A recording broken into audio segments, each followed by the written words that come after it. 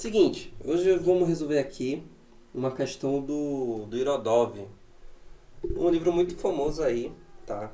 Assim como Sarajevo, um livro russo de física, muito famoso, tá? Tem umas questões bem interessantes, de aprofundamento, claro, esse livro. Mas assim, peguei uma questão desse livro, essa questão é bem clássica, tá? Vou deixar o enunciado aí na tela para vocês darem uma lida.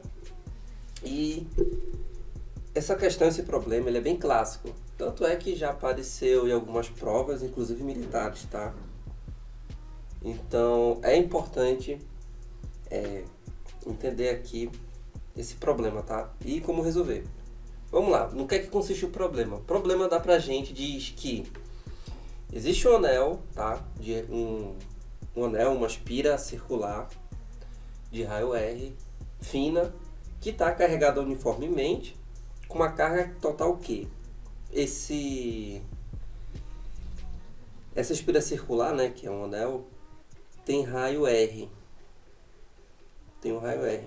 E ele pede pra gente a intensidade que esse anel vai gerar, do campo elétrico, a intensidade do campo elétrico que esse anel vai gerar, em um ponto qualquer do seu eixo, tá? Que esteja uma distância L. Então vamos considerar esse ponto aqui, tá? Que está uma distância L ou uma altura L, tá? Que está uma distância L do seu centro. Vamos determinar então o campo elétrico que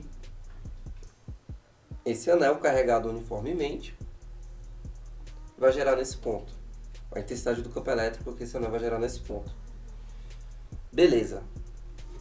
Olha só.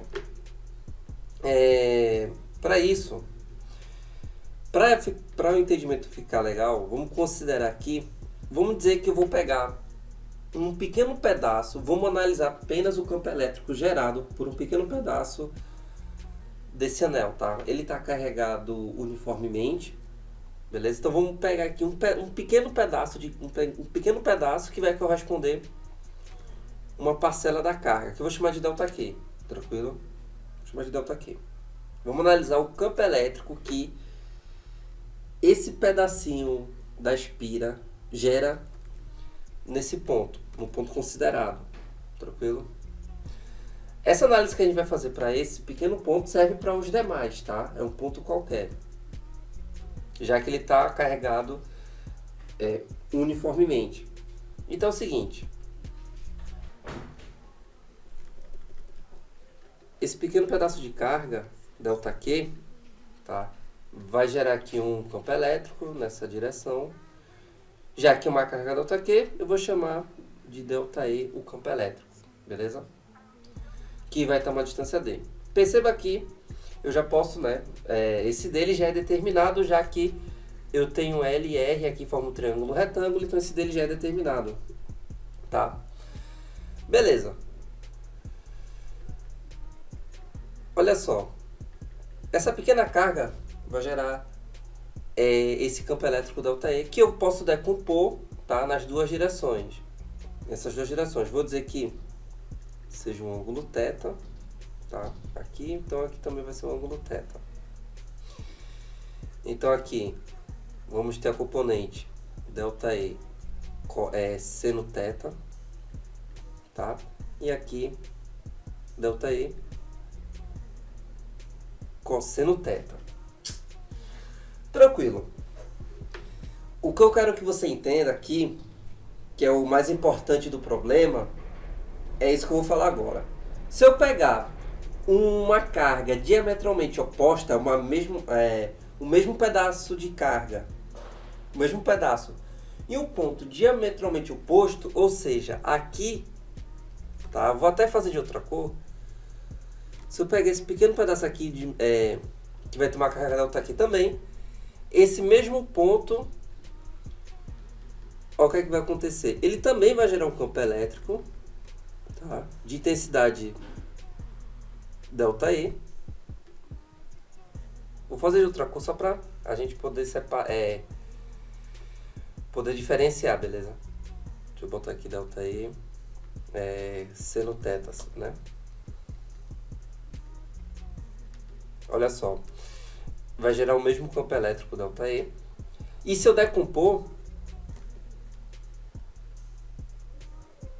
o ângulo vai ser o mesmo, né? Θ de inclinação. Vai ser o mesmo. Aqui. Mas vê que legal. A intensidade da componente horizontal vai ser o quê? ΔE cosseno θ. E da vertical, ΔE seno θ. O mesmo, certo? Então veja, aqui essas duas componentes elas vão se anular. Então o que é que ocorreu aqui?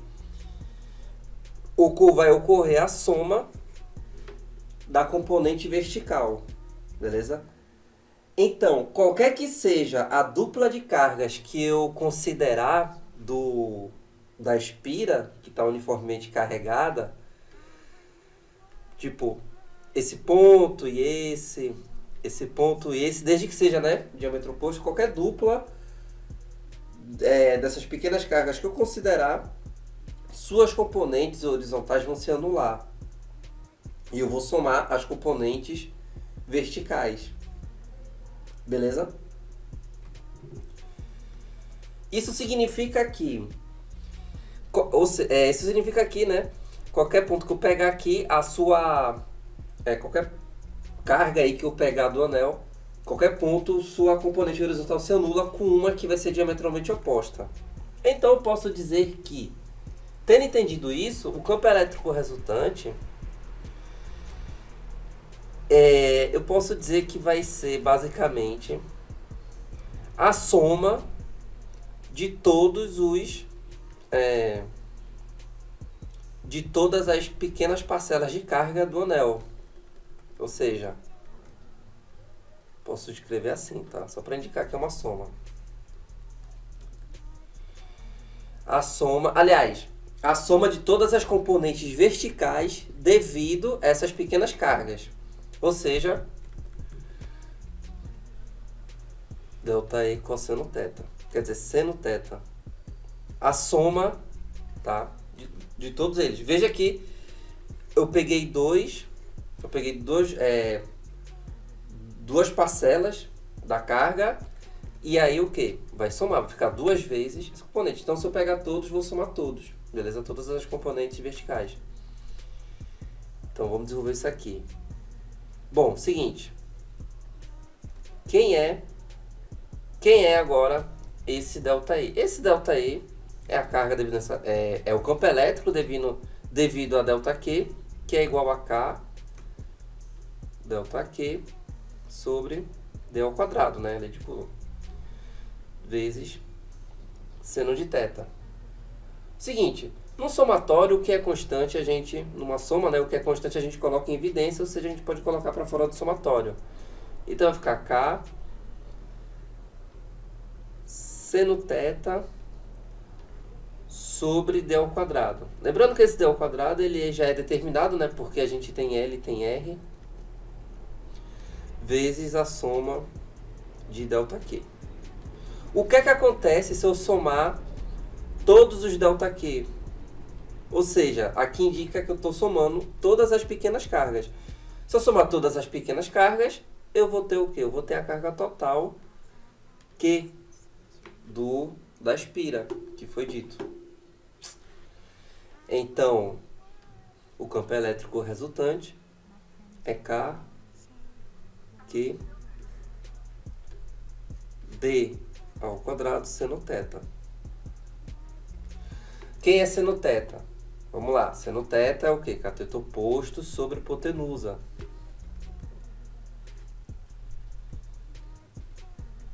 K, Q, D ao quadrado, vezes cateto oposto sobre hipotenusa, que é D.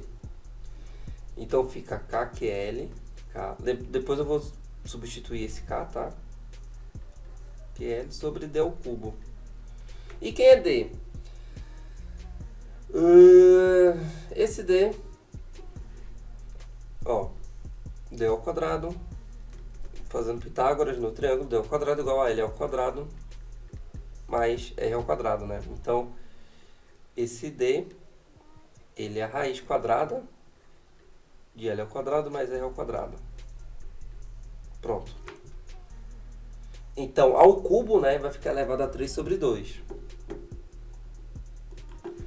Então, o campo elétrico resultante é K vezes Q vezes L sobre D ao cubo, que é a mesma coisa que R ao quadrado mais L ao quadrado elevado a 3 sobre 2. Ou, para ficar mais bonito, lembrando que essa constante é 1 sobre 4 π que é a permissividade elétrica. Essa expressão fica Q vezes L sobre 4π vezes R ao quadrado mais L ao quadrado elevado a 3 sobre 2, né? Vê que bonito.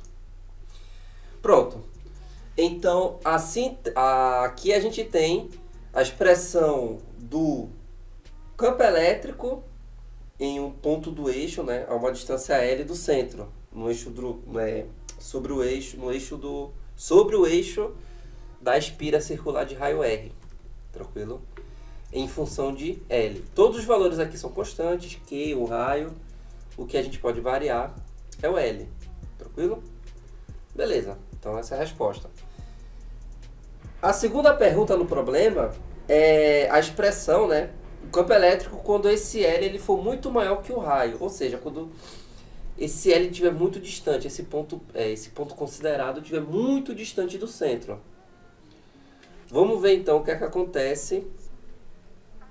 Vamos ver o que é que acontece quando L é muito maior que R. Tá? A gente vai aproveitar essa expressão.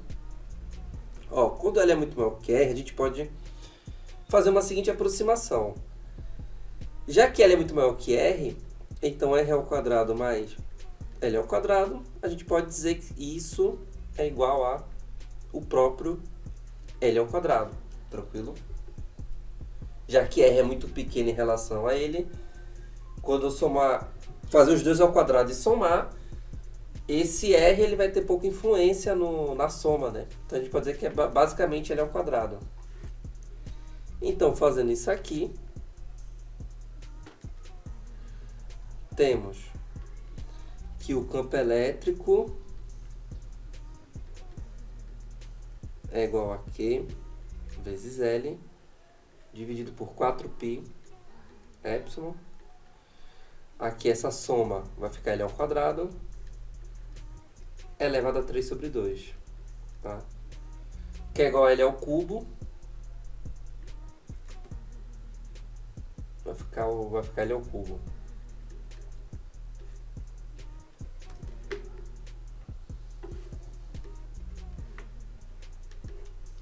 π. Esse vai ficar L ao cubo. Pode cortar. Então, campo elétrico Q sobre 4π epsilon vezes L ao quadrado. Tranquilo?